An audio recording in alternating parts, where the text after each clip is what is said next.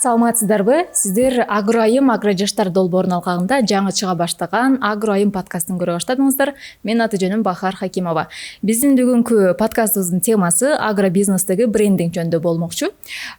Бизде бүгүн конокто Айыл чарба министринин мурдагы орун басары, Ормон бренд агенттигинин негиздөөчүсү, маркетолог Бермет Турсалиева бар. Саламатсызбы, Бермет айым? Кош келипсиз студиябызга. Саламатчылык Бахар сулуу. Чоң рахмат чакырганыңарга. Бермет айым, айыл чарба тармагын өнүктүрүүдө, жайылтууда көп иштер жасап келатасыз. Мен билген боюнча ушул агрардык платформа долбоорунда жетектедиңиз, Тойбо, Супара сыяктуу компанияларды брендке айлантууга жардам бергенсиз. Министрдин орун басары болуп бул тармакта дагы иштедиңиз. Азыр дагы бизди көрүп жаткандарга ушул айыл чарба тармагы боюнча бир пайдалуу маалыматтарды берели деп турам. Буга ишенем. Негизи сөзүн башынан ушул брендинг деген эмне, бул эмне үчүн маанилүү, ушундан баштайлы сөзүбүздү жатык тилде түшүндүрүп берсеңиз. Анда экөөбүз маектешели. Мисалы, эгерде биз брендинг жөнүндө сөз кыла турган болсок, биринчи анда бир бизди көрүп жаткан жаштарга, айымдарга мастер класс катары боло турган бир азыр экөөбүз көрсөтөлү. Мисалдар менен, Мисалдар менен. Мисалы, Бахар сулуу, сиз кандай брендтерди билесиз? Ар тармакта. Тамак аш тармагында мисалы. Өзүбүздүкүлөрдөн баштайлы анда. Баягы эле Тойбосту айтайын. Тойбос дегенде оюңузга эмне келет? Тамак эң биринчи. Тамак. Кандай тамак?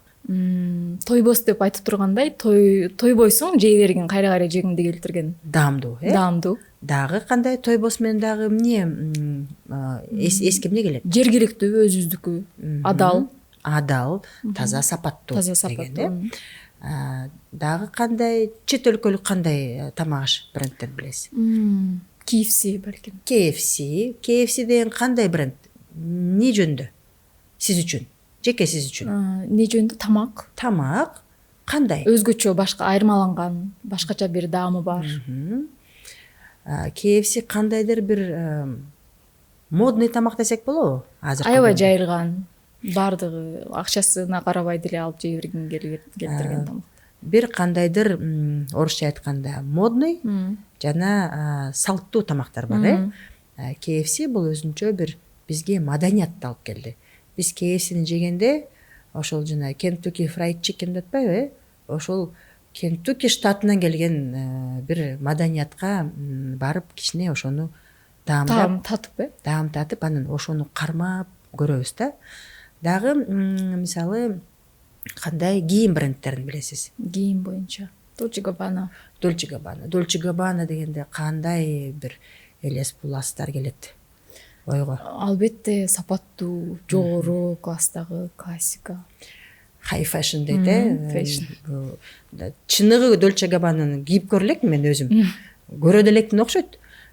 Бирок мен ойлойм, Dolce Gabbana'ны кийип көрсөм, эгерде мен ушундай бир Dolce Gabbana'нын пиджагын кийип көрсөм, анда бул жерде бүкүрөп отурбай мүмкүн отурасың деп, Бул брендтин сага берген таасири. Дагы бир эки мисал келтирейин, анан экөөбүз ошону жыйынтыктайбыз да. Мисалы, адамдын мээсинде бир кандайдыр бир жарык элестерди туудурган, ушундай бир маанайды көтөргөн кандай брендтер бар?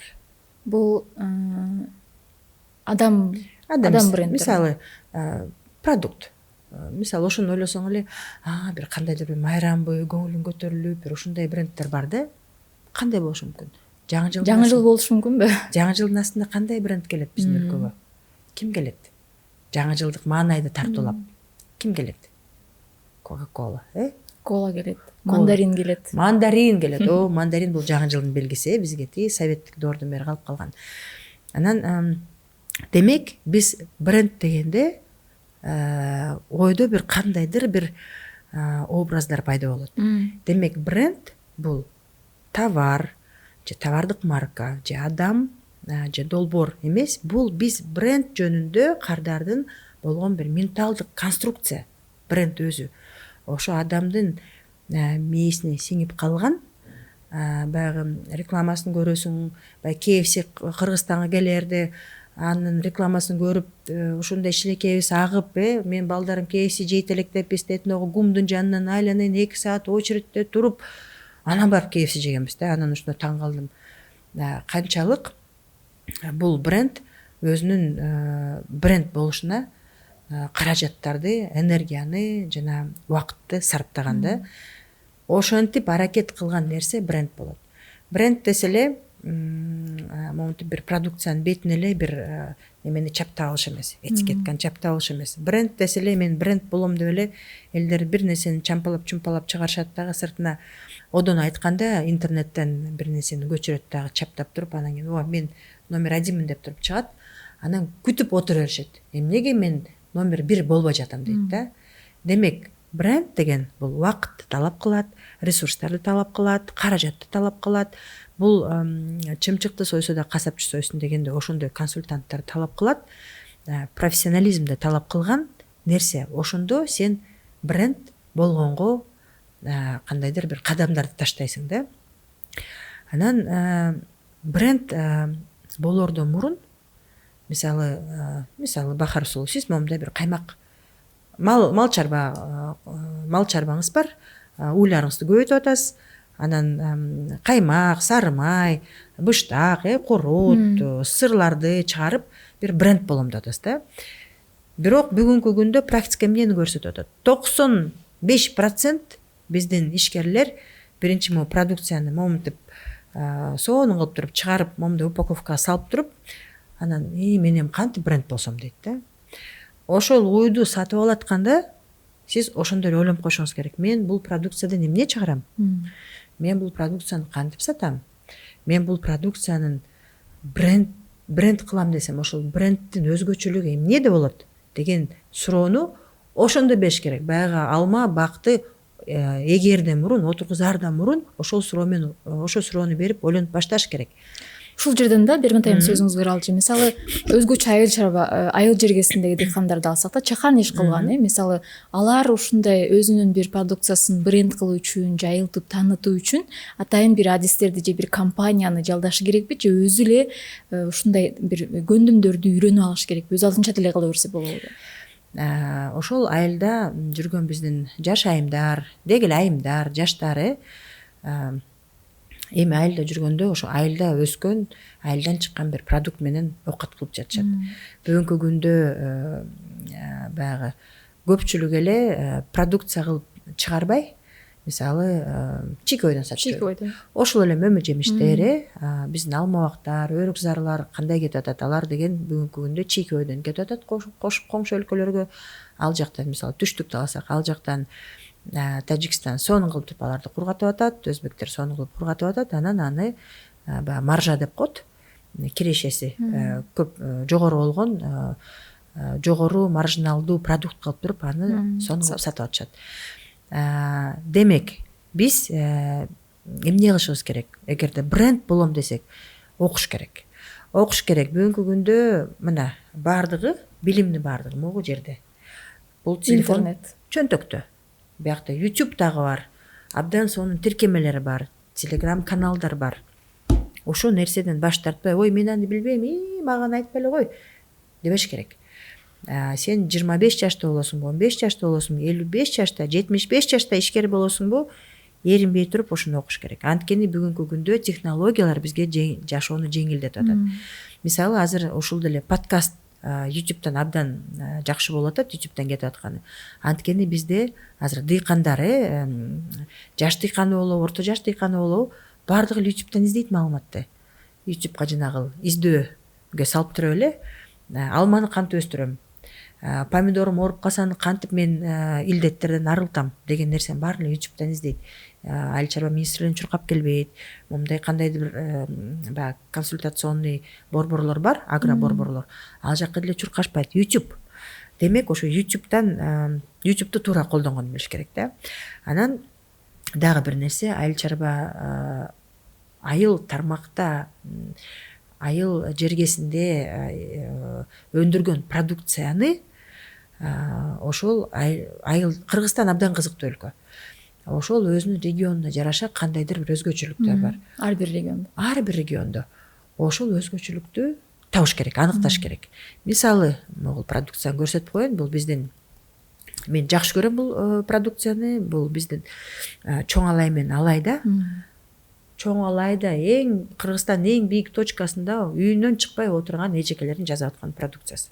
Алар буну Москвага барып, жарманкеге барбайт, Нью-Йоркто жарманкеге барбайт, Японияга жарманкеге барбайт. Булар үйүнөн чыкпай эле буну сатып атышат. Кантип сатып атышат? Булар биринчи не кылышты? Ошо брендингдин эң жакшы примерлерин, мисалдардын бири бул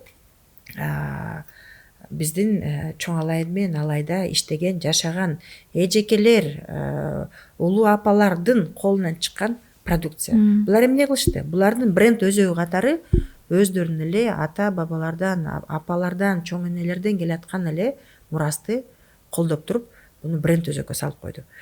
Мисалы, атын айтып берейин, бул Бай Алай деген бренд. Мисалы, Бай Алайдын соц тармактарына кирсеңер, ал жактан силер момундай нерсени сатып алгыла, биз моуну сатып атабыз эмес. Ал жерде киргенде биринчи Алай менен Чоң Алайдын маданияты.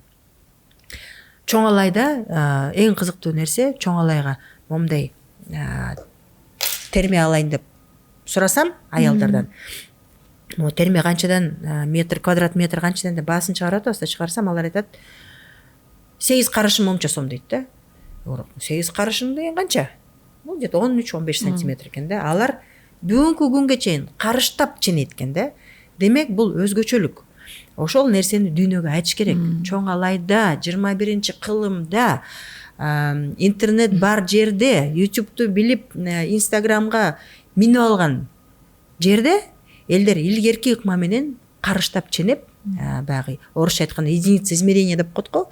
Ошону булар илгеркидей карыштап койду. Өзгөчөлүк катары калсын деп. Өзгөчөлүк. Бул өзгөчөлүк. Ушул өзгөчөлүктү мындан уялбай, ушул нерсени бренд өзөгү алыш керек. Демек, ушундай брендтин өзөгү эмнеде? Ушул брендтин өзөгү ошол жакта сакталып калган, заманбап дүйнө менен ушундай сонун симбиозда келе жаткан илгерки каада салттар менен жашаган жашоо ушул бренд өзөгү да.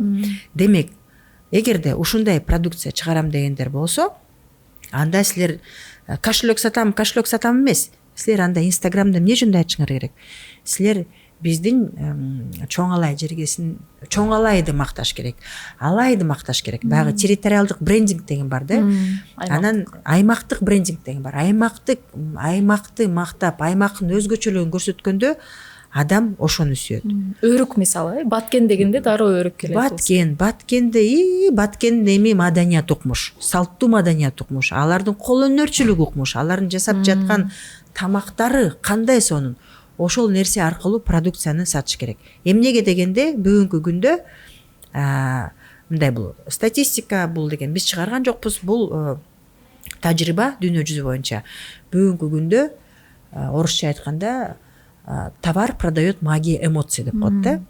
Демек, могул товар кандай эмоцияны тартууласа, адам ошого төлөйт. Баягы ошол социалдык тармакта баракчаңарга кирип, ушундай чөмүлүп ичинде ошол жакта тоонун суусуна киринип, баягы борсоктун жытын жыттап, ошонун баардыгы келгенден кийин ал кардар ошол брендти аймак аркылуу, маданият аркылуу сүйөт. Анан сүйүп калган эми болду, бүт сата берсең болот. Кандай товар болсо деле. Кандай товар болсо дагы ошонун баардыгын, эми албетте баардыгын эле сата бербеш керек, өзөктүү товарлар сатыш керек. Демек, бул эмне жөнүндө? Бул өзүңөрдүн бренд өзөгүңөрдү аныктагыла.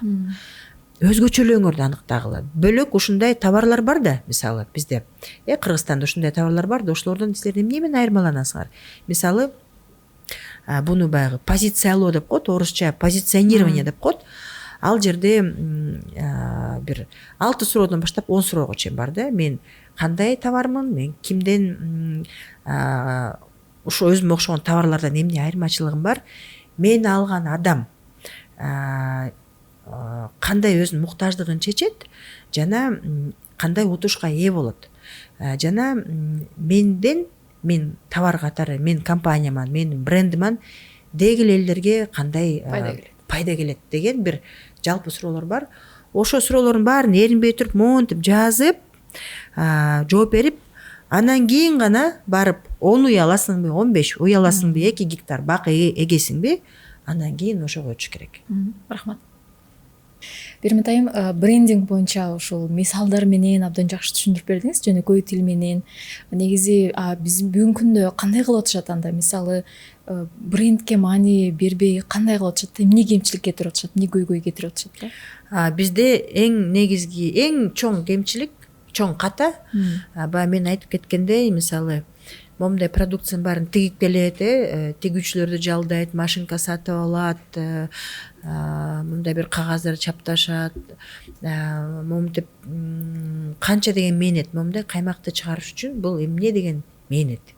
Уйду сатып аласың, аны багасың, ага жана сепаратор алып, аны каймак кылып чыгарасың, бирок андан кийин гана келип анан акыркы этапта, баягы акыркы этапта мен ушуну эми кантип сатам, эмне деп сатсам деп анан акырында ушул суроо менен элдер ойлоно баштайт да.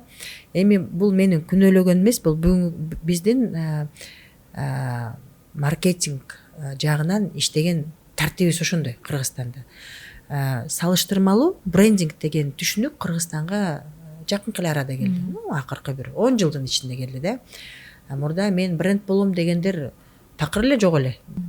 Ушул каймакты чыгарып, ушу уйду сатып алуулардан мурун мындай эки барак кагаз алып туруп, бир сыйра изилде өзүңө суроо беришиң керек. Эмне деген продукт болот? Каяка чыгарам? Бөлөк каймактардан эмне менен айырмаланам? Дегенде, мисалы, ошондо айырмачылыгын жазып коесуң да, демек мен уйду алганда, анда уйду бакканда, уйга ушундай тоют бергенде мен ушундай кылышым керек. Анткени менин айырмачылыгым мен аныктагандай болот деп. Бул абдан бизнести туура курганга жардам берет. Аны бир 5 жылдык эмес, бир 50 жылдык бир жашоого алып барганга болот. Жана ушул каймакты чыгарардан мурун ошол суроолорго жооп берип коюш керек. Анткени кийин ушул бизнести алып барганга сага абдан эле чоң жеңилдик болот да. Сен атаандаштарың ким? Билесиң. Алардан эмне менен айырмаланыш керек? Билесиң. Эң эле элементардуу нерсе ушул бизде мындай этикетка чаптап туруп эле болду мен бренд болом дейт да. Жок. Эгерде сен айырмаланам десең, анткени мондай каймактар базарда толтура. Кайсы дүкөнгө кирбе, кайсы айылга барба, кайсы шаарга барба, ушундай упаковкада турган каймактар толтура. Мондай кичинекей этикеткаларды чаптап коюшат, бирок сен жаттай албайсың. Бренд деген качан болосуң? Сен элдин эсинде калып калганда. Экөөчүнө сүйлөшпөдүкпү? Тигини айтканда, бул келет, бул келет, бул келет деп ассоциация болуп турат. Ассоциация болот. Демек, элдин эсинде калыш үчүн бүт баары маанилүү, упаковкаң маанилүү, могул жерде эмне деген этикетка турат маанилүү, анан атың маанилүү. Атыңа жараша затың болуш керек. Ушул жерден ушундай бир сырларды, ушундай бир ыкмаларды үйрөткөн, айткан адистер барбы маркетинг боюнча? Кыргызстанда бул баягы салыштырмалуу жаңы тармак болгондуктан азырынча өтө көп эмес, бар. Бирок менин жакшы көргөн бир методикам бул адам менен монтип сүйлөш керек, сураш керек. Ошол эле мисалы Жумадыл байке, анын телеграм каналы бар. Эринбей туруп жазылып, башынан эмне жөнүндө айтып бераткан баарын угуш керек. Эгерде Кыргызстандын бизнесинде кандайдыр бир адамдарды билсеңер, таанысаңар, алар жөнүндө изилденгиле, сурагыла. Чет өлкөлүк бизнестерди, брендтерди изилдегиле да. Ар бир бренд кантип, мисалы мен жөн эле могу максымды чыгарып анан шороодо атып коюп эле бренд болуп калдым эмес да. Булар эмне деген эмгек, эмне деген баягы орусча айтканда борьба бар бунун аркасында да. Ошол кыргыздарга сен кыргызсың деген нерсени кайта эстетип туруп, анан бизге максымды ичирип койду. Стратегия бренди ошол. Аялдар, өзгөчө аялдар үчүн айыл чарбасында кандай мүмкүнчүлүктөр бар бүгүнкү күндө? Эмнелерди пайдалана алышат? Бүгүнкү күндө деги эле дүйнөдө мындай дүйнөлүк тенденцияга караганда азыр аялдардын маселесине, аялдардын билимине, аялдардын профессионалдуу өнүгүшүнө, аялдардын социалдык, экономикалык жактан, баягы менталдык, психологиялык жактан өсүп өнүгүшүнө бүгүнкү күндө абдан көп көңүл бурулууда. Бирок алар Кыргызстанда кандай түрдө азыр ишке ашырылып атат? өзүнчө маселе. өзүнчө бир сонун чоң маселе, кызыктуу маселе. Анан баягы кыргыздын жакшы сөзү бар го, бала ыйлабаса эмчек жок дегендей. Ошондой сыяктуу биздин азыр айымдардагы азыр технологиялар кылымы, азыр технология эрасы. Телефонун ачсаң эле ичинде маалыматтын баары бар. Окуш керек, кызыгыш керек. Кайсы өлкөлөрдө, ошол эле Өзбекстан, ошол эле Тажикстан, ошол эле Казакстан коңшу өлкөлөрдө, андан ары дагы алысыраак кеткен өлкөлөрдө аялдарды колдоо программалар кантип иштейт, аялдарды кантип колдошот, аялдар ошол колдоо программаларынын алкагында кандай бир жакшы бир бонустар менен, кандай бир жакшы пайдалуу нерселерди алып атышат. Ошону окуп туруп, анан ошону биздин мамлекеттен сураш керек, талап кылыш керек да. Кандай мүмкүнчүлүктөр бар? Бизде Кыргызстанда азыр эл аралык уюмдар берген жакшы бир каржы программалар бар. Долбоорлор бар. Ал жакта долбоорлор, каржы программалар бар. Ал каржы программалар биздин финанс институттарына таратылган. Ал нерсе эмне? Мисалы, эгерде ошол мекемеге, ошол эле бир кредиттик уюмга барып айымдар кайрылса, алар сөзсүз түрдө ошол жерден талап кылыш керек. Силерге айымдарга айымдарга каралган, айымдардын ишкердигин өнүктүрүүгө арналган кандай программалар бар, кандай кредиттик жеңилдетүүлөр бар деп сөзсүз түрдө сураш керек. Сурабасаңар айтпайт. Айтпайт, эмне үчүн айтпайт? Атайын бир жашырып айтпайт эмес. Алардын деле баягы бул көнүмүш адет эмес да. Аларды көнө элек ошол. Аларды көндүрүш керек да. Жана сонун долбоорлор бар. Кыргызстандын ичинде эмес, Кыргызстандын сыртынан келген да долбоорлор бар. Ошон үчүн мен айтканым, айымдар келгиле, кошулгула. Ошондой площадка, платформалар, мына Шыстарстын платформасына.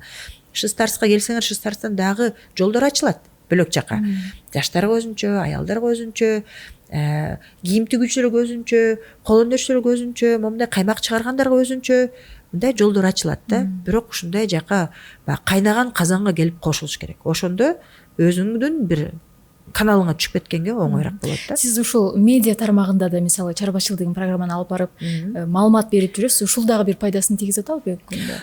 Жакшы пайдагандарга маалымат жеткизип. Жакшы пайдасын тийгизип атат. Жакында эле бир бейтапканага барып калдым, кокусунан эле барып калдым. Мага нарындан бир келген жаш жигит эс чурун жоготуп жыгылып калыптыр, көчөдөн мени күтүп атып, бөрө көрүп. Анан ошол жерден эле эс чуруна келип, анан бейтапканага кирип барсак эле ошол жерден бир бала келип эле эмне үчүн силер бул маселени көтөрбөйсүңөр деп баштады мага телевидениеден деп. Анан мен ойлоп калдым, эмне айтып атат деп калдым. Андан көрсө чарбачылды көрүп жүрөт экен ал бала. Анан мен ага түшүндүрдүм, жолу кандай, келип кайрылып сүйлөшкөнгө болот дедим да. Чарбачылдын алкагында мен ошол жактан өзүм дагы албетте Маралга чоң рахмат, бирок орусча айтканда злоупотреблять этип кээде кыздарга көбүрөөк көңүл буруп коем да. Кыздарга, аялдарга, анан айымдардын ушундай бир ишкердүүлүгүнө көбүрөөк көңүл буруп коем. Эмнеге дегенде, анткени ошол нерсени угуп жаткан, көрүп жаткан айымдар, мен ушинтип иштесем болот турбайбы? Мен үйдөн эле жашынакай кылып буудайдан сонун кылып ун жасап, ага сонун кылып илгеркидей ачыткы жасап, анан нан сатсам болот турбайбы? Буга деген базарда буга талап чоң турбайбы деп бөлөктөргө мисал болсун дейм да. Бөлөктөргө бир көрүнүктүү мисал болсун дейм да. Эми азыркы учурда Кыргызстанда биз жашыл экономика боюнча бир 2015-жылдан бери ар кайсы аянтчаларда сөз болуп келатат. Бирок Кыргызстан дүйнөлүк тенденциялардан артта калып калган жокпу? Кайсы таптабыз биз жашыл экономиканы жайылтуу боюнча? Жашыл экономика деле сүйлөп келатабыз, бирок тилекке каршы жашыл экономика деген эмне? Буну көптөр түшүнбөйт. Баягы жогорку мамлекеттик деңгээлде да көп буну түшүнбөйт. Бул бир кандайдыр модный сөз, гранттарды алып келенген модный сөз, кандайдыр бир инвестиция алып келенген модный сөз. Бирок ошол эмне деген нерсе, кантип ошол жашыл экономикага келебиз деген нерсени бизде көпчүлүк түшүнбөйт. Өзгөчө буну бизде көп түшүнбөйт бизнес. Бизде бизнес жашыл болмоюнча, баягы орусча айтканда зеленые навыки деп коет, жашыл көндөмдөр деп коелу. Жашыл көндөмдөрдү биздин чакан бизнес болобу, орто бизнес болобу, чоң бизнес болобу, ошолор ушул нерсени үйрөнбөйүнчө экономика жашыл болушу мүмкүн эмес. Бизге эмне үчүн ошол жашыл көндөмдөр керек? Мисалы бүгүнкү күндө Жашыл көндөм деген эмне? Жашыл көндөм баягы эле илгерки эле тишти жууп атканда сууну шаркылдатып коюп койбой, момундай кружкага куюп туруп анан тишти чайкап жууш керек. Тишти мына ошол кружка менен жууп бүтүрүш керек. Ошондой бул жашыл үнөмдөп, сууну үнөмдөп да. Бул жашыл көндөмдүн бири. Экинчи жашыл көндөм эмне? Эгерде мисалы сен точка Адан чекит бир А чекиттен Б чекитине чейин Бишкек шаарынын ичинен жөө бара алсаң, жөө бар.